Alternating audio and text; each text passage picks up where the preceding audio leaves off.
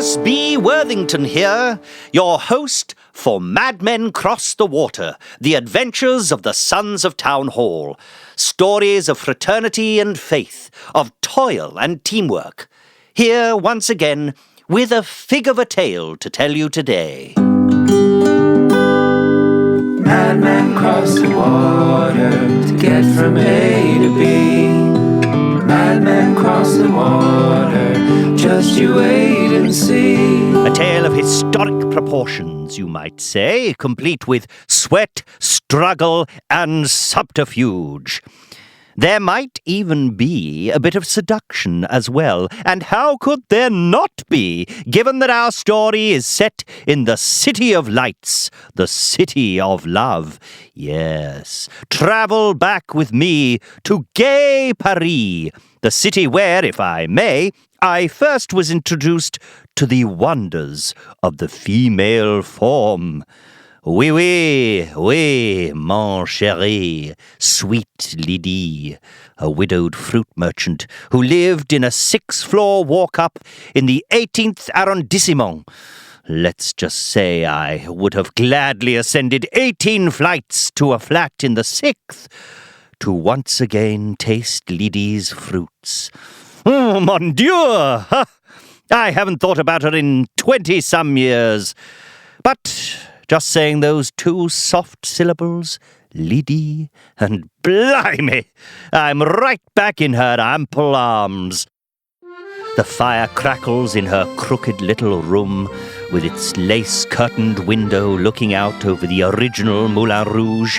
The old Victrola is playing some stringed melody from Arabia, maybe. The sheets smell like lavender, and oh, sweet Aphrodite, there is my buxom beauty calling me by my name in that wonderful accent of hers. Elias B? Elias B? Oh, why don't you come back to bed? Aye. Pull yourself together, man. Oh, I've gone crimson, and the old ticker is racing like a teenager. Not sure that's good for me anymore. Forgive me. Forgive me. There is work to be done. Now then, like so many men of a certain age and a certain disposition, George and Josiah travelled to Paris at the end of the century. Though George was a bit worried about taking Josiah to a city with so many temptations for the taste buds so soon after Spain, they had few other choices. They roamed the hinterlands for a few months. They kicked around with some artists in the south of France. They had a few singing engagements in Belgium. But soon they were living hand to mouth again, and so they jumped a train to Paris. They had seen the pamphlets pinned to the barroom walls outside the circuses and labour halls. The grand Eiffel Tower needed to be repainted. There was the promise of at least 20 honest days of work with no real skills required. Just the sort of jobs the boys might actually be able to hold on to. Between the Eiffel Tower job and the great Exposition Universelle, which was happening that year, it seemed everyone who was anyone, and even more who were nobodies, descended upon Paris in 1899. Tramps, vagabonds, wanderers, day labourers. They came from all over Europe. George and Josiah knew and were known by quite a few of the lot who arrived. It turns out the world isn't all that big if you travel around a bit. But before we dive too deep into the Seine, let's turn to our favourite segment of these episodes, your letters. Sakes alive! When I returned and ventured down to the post with a sack in hand, I was astonished to see what awaited me. Why, it took 6 trips before I had all your correspondence safely home. And among all the letters of admiration and adoration, among all the interesting queries about things as varied as what the B in my name stands for, or what size boot George wears, or what Josiah's favourite dessert is, was one envelope, inked with a flair and flourish that caught my eye. the return address from the music department of the University of Salford. Now, admittedly, I had never heard of this department or even this university, but I have since learned that it is quite highly regarded. Send in your letters, send in your love for the attention of Elias B. Dear Elias, Sullivan Salvador here, Chair of the University of Salford's Music Department, writing to you after discovering Sons of Taurelle's work, thanks to your engaging stories. I have since delved further into their music, and the more I listen, the more I love. I'm writing to offer George and Josiah honorary doctoral degrees in music from our esteemed institution. In return, I only ask that they might offer a masterclass in harmony at some point in the upcoming school year. My colleagues and I look forward to your response. Yours in theory, Dr. Sullivan Salvador of the University of Salford. Send in your letters, send in your love for the attention of Elias B. Well, how about that? Dr. Josiah Chester Jones and Dr. George Ulysses Brown. Doesn't that have a certain ring? I bet George would be proud to knock on his father's butcher's shop with that piece of parchment in hand. You see that, George Brown Sr.? What do you think of your son now? To say I am pleased about this offer would be a great understatement. Dr. Salvador, I will surely pass on this news to the boys. Okay then. There's just one more item on the agenda, and then we shall tuck into today's tale. Let us pause for a word from today's more than generous sponsors, shall we? Are you bored? Are the days dragging on? Tired of cribbage and backgammon? Well, here's an idea. Play with your balls. Soft balls, hard balls, baseballs, footballs. There's no better pastime than playing with balls. Juggle 'em, bat 'em, twirl 'em. Why, it's even fun just to hold 'em. They're balls. They're the best. Balls, balls, balls, balls, balls, balls, balls, balls, balls, balls, balls, balls. Balls! Do I love them? Now then, where were we? Ah, yes, in Paris, a city that neither George nor Josiah had ever set foot in before. Needless to say, they were overwhelmed by its charm and its beauty and its history, which seemed to emanate from every park bench and bistro tabletop. But it wasn't until they first laid eyes on that magnificent iron tower rising above the cathedrals and cafes that their breath was truly taken away. As they put it in their journals, far more artfully, no doubt, than I can. It was the most beautiful structure either of us had ever laid eyes upon. How do you put it? It was so masculine, yet so graceful. It was how I wanted to carry myself from then on, proud and erect, just like that tower. But still feminine. Not sure how you mean. Oh, I don't know either. But the prospect of sitting atop was absolutely terrifying. George, you see, is terribly afraid of heights. I always have been. It didn't make it any easier that Josiah loved it up there. The wind in my hair, the view, I've never felt so free. By day, they worked at great heights. Josiah leaping from beam to beam with nary a care in the world. George clutching to the scaffolding like a newborn calf clings to the teat. And by night, they strolled those glorious lanes and avenues and along the banks of the Seine. The boys loved gay Paris, and yet, with all the ruffians and manual labourers in from Bohemia and beyond, there was a way in which she was not so gay at all. Indeed, it became all too common to see a couple strolling arm in arm across the Pont de Neuf, only to find a soot-covered ne'er-do-well spring out from the shadows and push the gentleman over the bridge and then make off with the lady's handbag, or even with the lady herself. Just as soon as a painter would set up an easel, en plein air, his brushes would be plucked right out from under his nose. Even the philosophers weren't safe. The moment one would pull out his quill and inkwell, his notebooks would be gone. Pickpocketers were everywhere, and the wealthy were being swindled and hustled for every accessible franc down every cobblestoned alley and beside every boulangerie. Heck, it was hard in those days even to make it home without someone stealing a bite out of your baguette. As I assume you know by now, the sons of Town Hall were not above skimming off the top either. In ordinary times, they might be the first to take advantage of an open window or a carelessly placed box of pain au chocolat. However, seeing that behaviour writ large, sullying this beautiful city, was more than a little distasteful to them. It was as if a large mirror had been held up to them, and Josiah and George did not like what they saw. It made us rethink who we were. Is this how we were seen? How did we look to the world? Were we like this, just hideous people in the eyes of others? That's not who we were. That's not who we wanted to be. It left such a bad taste in our mouths, seeing so many people getting taken advantage of. Yeah, by these amateurs, not artists. The undignified, unrefined. So the lads did something unexpected. They started turning on their frères.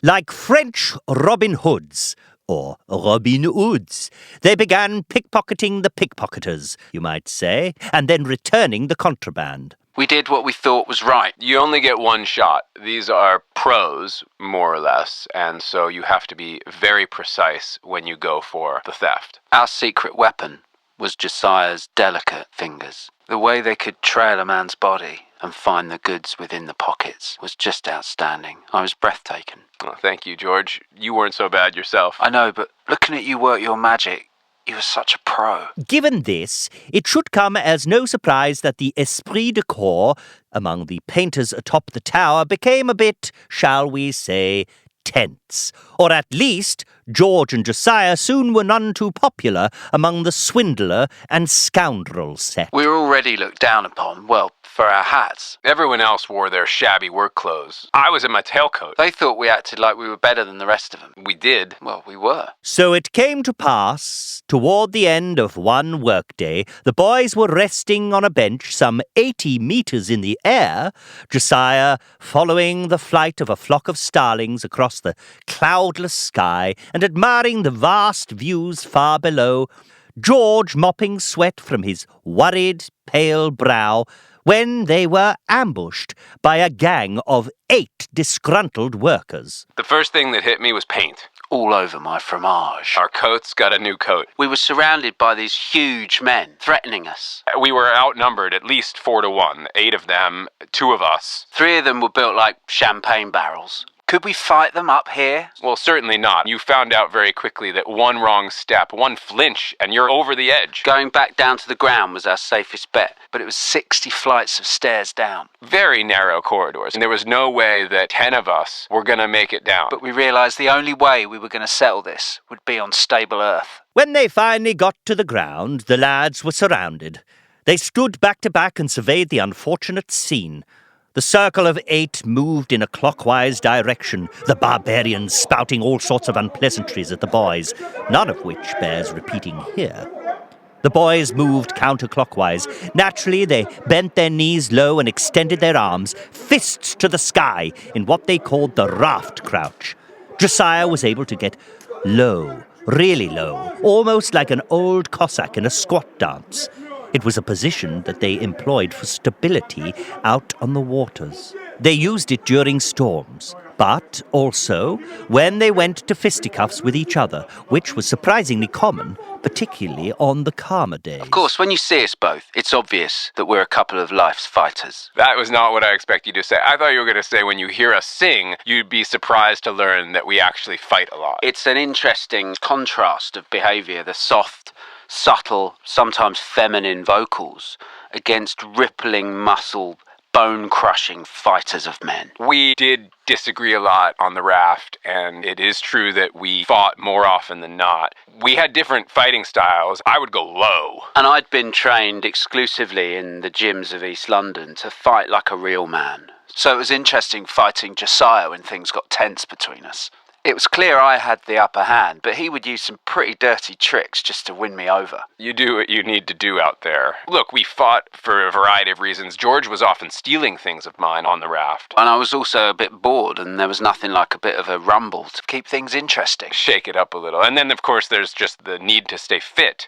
You can't really run around out there much, and so often we would decide to have a fight a couple times a day. And then there was that lovely one in the middle of the day where I would surprise Josiah. He would think the fighting was over. He would think it was all about relaxing and taking a little stroll around the borders and boundaries of the raft, hands in pockets, not a care in the world, until wham! I would jump up from nowhere, climbing onto him, forcing him to the ground to wrestle with me. It's a terrible jolt to my already fragile nervous system. We often wonder what that sight would have looked like to other vessels as they passed. Two grown men, half naked, rolling around, writhing in the cold, beating each other senseless.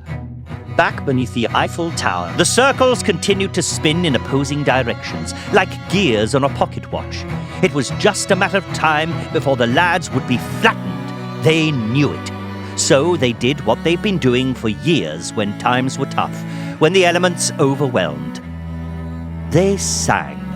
A song of beating the odds, of desperation, of knowing your fate was sealed but still giving it your all anyway.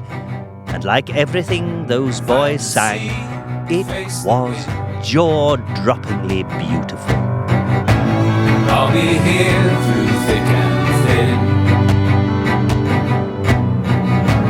I'm your brother, lose or win. The attackers were surprisingly moved by the song. They could surely relate. Despite themselves, a few of them even joined in, some with surprising emotion. And it seemed, momentarily at least, as a few wiped tears out of their eyes, that the singing might stop the fight. But alas, no. One by one, they charged, a clear strategic error, as a simultaneous attack would have been far harder to defend.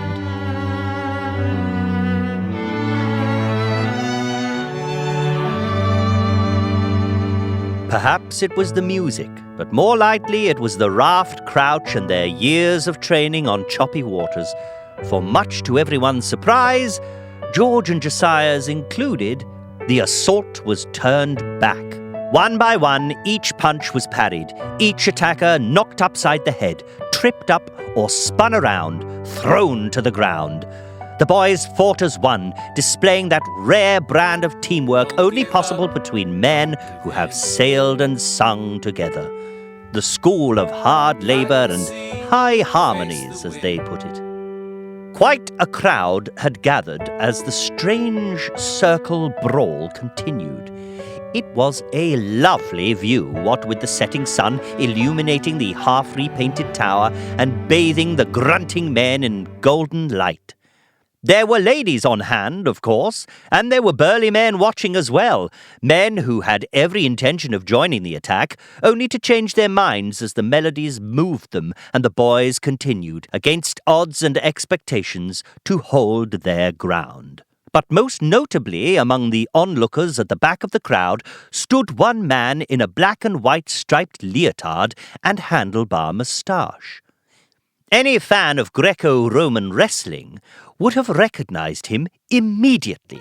It was none other than Jean-Claude, or Leclaw, as he was better known. Yes, Leclaw himself, the legendary French fighter, known for clutching his opponents so long and hard, most retired, and some even expired. Recently, he himself had retired so that he could begin coaching the French Olympic team, who hoped to capture the gold that coming year as the host team. Yes, everything was happening in Paris in the year 1900, even the Olympics. I had never seen two athletes wrestle like that. Jean-Claude confessed. This, as you know, was the first year Greco-Roman wrestling was to give way to a tag team freestyle. And these boys certainly had, freestyle. Liberté, as we like to say, and fraternité. Merde, égalité too. They had it all. I just knew I had to talk to them, to see if they'd join my team. And if I'm to be totally frank, I also was more than a little curious to see what they'd look like without those hats and scarves, and, without those, how you say, trousers. I mean, it was not so rare in those days to wrestle without any clothes on. When the fighting was over and the boys had reshaped their hats, Leclaw was the first to approach. He introduced himself. The name is Leclaw. Pleased to make your acquaintance, Monsieur Leclaw. This is George Ulysses Brown. And this is Josiah Chester Jones. The three went to a candlelit bistro, where a blind accordion player worked the room for loose change. They drank pastis and talked of the glory of a gold medal until well after the gaslights were lit. Actually, it was absinthe we drank that night. I know, because that was the first time either of us had ever tried it. You certainly don't ever forget absinthe. Or you do forget it until the next morning. The next thing either of us remember is the sun coming up in Leclaw's bedroom. They never did piece together what happened between the absinthe the night before and the espresso the morning after. They knew they were sore, but that could well have been from the raft crouch and all that fighting. They also knew that their signatures were at the bottom of a contract to compete with the French team in the 1900 Olympic Games. And so, just like that, the boys were off the Eiffel Tower job and on to a bigger mission. It was too risque to keep them working up there. They were too great an asset to the nation now, and their assets were pretty great too, if you know what I'm meaning. Instead, from dawn to dusk, all through the winter of 99 and well into the spring of 1900, Josiah and George went to La Salle de Sport in the 14th. The only time they left the gym, in fact, was for a 2-hour lunch every day where Jean-Claude made sure that George was served plenty of Bordeaux, good for stamina, he believed, escargot, and bottomless pot au feu, for George was underweight. Josiah, on the other hand, was served salad. The difference in our figures at this point in the story was really quite considerable. I still was craving jamon. Some would liken it to a football and a cricket stump. I had to spit into a jar all day to try to just lose as much water weight as I could possibly lose. In the end, I think he lost 1/10 of a pound. Now, it is not quite true what Jean-Claude said about wrestlers at the turn of the century still wrestling naked. Sure, that was how they did things in ancient Greece. As most of you will likely know, the Greek word gymnos does mean nude. And naturally, back in the great golden era, men and boys shed their clothes, olive-oiled up, and really got down to business. By at least the 600s, loincloths were the norm, and certainly everyone was fighting in leotards by the early 1800s. Mais oui, but I am, how you say, a purist? What else would you expect? And so he managed to convince his team to wrestle in the nude. At first I said, no way.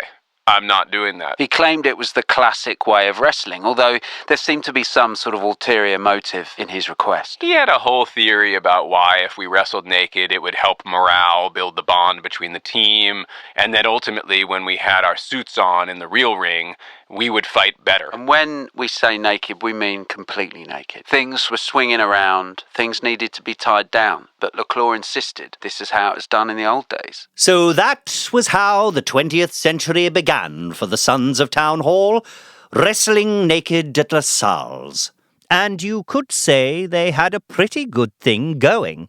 They were living like kings, sleeping at Leclaw's, eating deliciously rich cuisine, or at least George was, and exercising their bodies. They could have gone on like that forever, except for this nagging and growing concern that began to keep them up at night. We weren't even French. I don't know how that slipped Leclaw's radar. Like maybe he wanted to believe it so badly that he just ignored the reality. And that was always Leclaw's shortcoming. He was a dreamer. He saw what he wanted to see. Was always missing the trees for the forest. How could he not have known? We didn't speak the language. We didn't even observe the customs. Eventually, the worry grew too great. The qualifying rounds were underway, and George and Josiah were double-handedly carrying the French team and the hopes of that proud nation. They decided that they had to let Leclerc know. It was a terrible conversation. I felt utterly betrayed. How could they not have told me? How could they have signed that contract? We were high on absinthe. We don't have any recollection of reading that contract. And we wouldn't have understood it anyway. It was in French. Leclerc went into a week-long tailspin. He didn't show up at the gym. He barely left the flat. He kicked them off the team immediately. He kicked them out of his and the nation's heart. And he actually kicked them. Hard one night as they were sleeping. He kicked them in their sides and then kicked them out of bed and out of his home. But the breakup didn't last long. Leclerc realized his mistake after about a week. The team couldn't live without them. He couldn't live without them. So, tears in his eyes, he went looking for them, scouring the alleys, running the streets, searching every back room of every bistro and bar they might be hiding in. I found them finally on the west bank of the Seine, passing a bottle of beer back and forth, as if I needed a final piece of, evidence. That beer was it. I couldn't believe it. They weren't drinking wine. They really weren't French. But Leclerc was nothing if not crafty. And we should well know by now that George and Josiah love a bit of make-believe. So began the process of Frenchifying the lads. They had just over a month before the final qualifying match, before the Olympic draw would be announced. It was not so hard to forge documents in those days, so that was not the main problem. The challenge was to make the boys seem so French that no one would dare to question their nationality. Their diet was already very French. Leclerc loosened the restrictions on Josiah, and soon both were eating all the classics.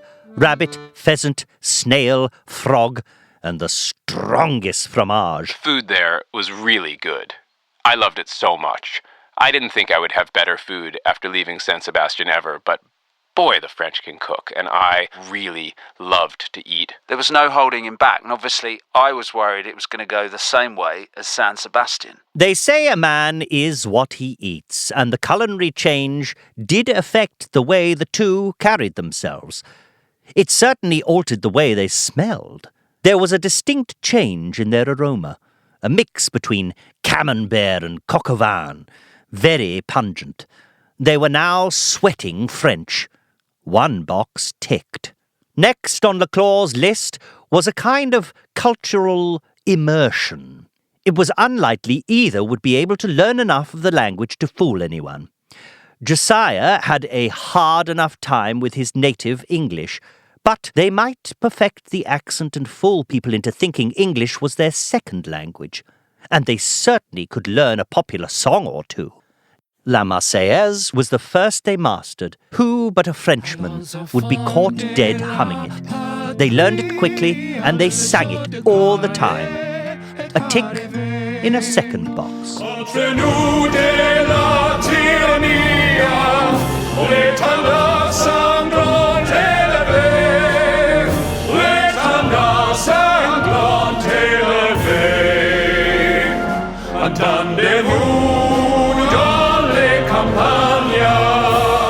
Styling the boys proved the easiest. They already had a good measure of French flair in the cut of their slacks and the flip of their scarves, but Leclerc really dressed it up. He added waistcoats to the look, more ruffles to the shirts, gave them cigarettes to smoke. Berets. I learned them matching berets and gave them canes. They could have passed for Renoir himself, they looked so French. The list went on. Etiquette, mannerisms, history lessons. Leclerc covered it all. The work outside of the ring proved harder than inside, but by the end of the month, the boys appeared to be at least as French as their teammates. There was no turning back then. They led their fellow Frenchmen through the first three qualifiers with ease, taking down Great Britain, Greece, and Germany in turn. Russia was their next and final meet, and if they held their ground, they would enter the Olympics as the team to beat with the easiest path to gold. Leclerc had a terrible nightmare the night before the match. He was lost on the Siberian tundra. Near freezing, he came to a cabin with smoke rising from the chimney. He crawled his way to the door. The door was opened by two Russian beauties in fair ears. They beckoned me in and served me vodka. 4 drinks later, the ladies transformed into none other than George and Josiah. Still in ears and fair, the only difference was their faces and their hats. Oh, and they had no, teeth. When they opened their mouths to throw back their vodkas, it was terrible. They opened their huge, gaping, toothless mouths and spoke perfect Russian. I woke up screaming. It was a bad omen, and Leclerc knew it. The lads, of course, fought with every fake French fibre in their bodies, and they won their match convincingly. But the real battle was just beginning. The Russian coach had his suspicions from the start. It wasn't just any coach, you see. It was Ivan Ivanovich. I knew him from our fighting days. He was short, almost as thick as he was tall. They called him the Anvil. Ivan the Anvil. Very, dense. But he could jump incredibly high and flip his body almost sideways. He had this move where he would just leap horizontally straight into your chest. You either caught him or were caught off guard by him. That was mostly what happened, and then he'd weigh you down like an anvil. He was my, nemesis. Leclerc was always pulling fast ones. Ivan explained. I trusted him as much as I trusted my neighbor with my musk ox. It's a Russian expression. Maybe loses something in translation. Ivan knew something was up the moment he saw George and Josiah. The French had never wrestled in that style. They were never that creative. And the Russians had never lost to the French before. Something was fishy in France. They seemed almost too French, if that's possible. Flaunting it, you know? Leclerc looked nervous, and those men were beautiful. I knew immediately they were just Leclerc's type. Something wasn't right. As we say in Moscow, the borscht wasn't all beets. When the match was over, the Anvil wasted no time in filing his complaint. The Olympic Committee gathered. Papers were solicited. Dental records were examined. Ironic, given Leclerc's dream. The decision was swift, unanimous, and devastating. George and Josiah were disqualified. The French team was banned from the 1900 Olympics. Leclerc burst into tears. He wept and wailed and went after the Anvil, who saw him coming and leapt in the air using his trademark move. Leclerc was too emotional to ward off his attack, and he was pinned to the ground. The boys rushed in to help, as did the whole French and Russian squads. A messy scene unfolded, well beneath the dignity of all involved. Eyes were poked, moustaches pulled, butts grabbed, leotards snapped, toes stomped, and soon nary a man was left standing. I was utterly disgraced, Leclerc admits. and I did something that in retrospect I am not proud of. You see, in those days, the host country could, declare which events would be part of the Olympic Games. And, well, I told the committee that if the French team couldn't compete, then no one would compete. They held their ground, and I held mine. And so, wrestling was removed from the 1900 Olympic Games. Indeed, If you look at the historical record, you will see that since 708 BC, wrestling was in every ancient Olympics, and it was in every modern Olympics as well, except for 1900, when George and Josiah were found out for the fraudulent French they were, and Jean-Claude Leclerc threw his tantrum. And so, my friends, why not leave the boys for now, sitting in the middle of the ring in which for a short period they so excelled, sweaty and stunned, trying to make sense of how they had ended up in that surprisingly tight spot, surrounded by sweaty Russian and French wrestlers, hated by wrestling fans around the world, Leclerc crying and pounding his fists on the mat, and Ivan the Anvil throwing himself at the committee members who had just announced their sweeping decision. Not tomorrow,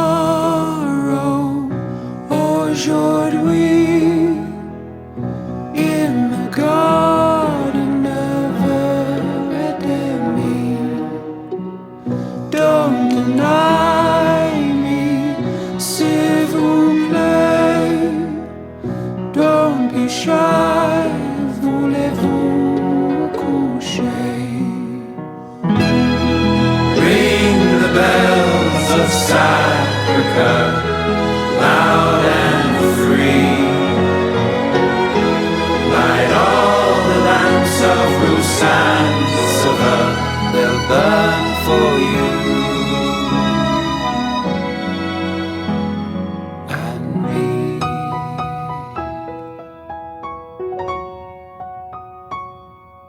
With a fond au revoir, I have been Elias B. Worthington.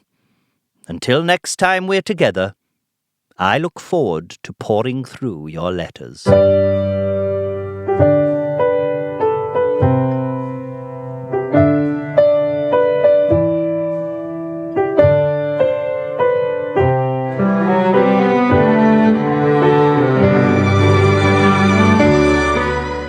Links to the Sons of Town Hall website and social media can be found in the episode description.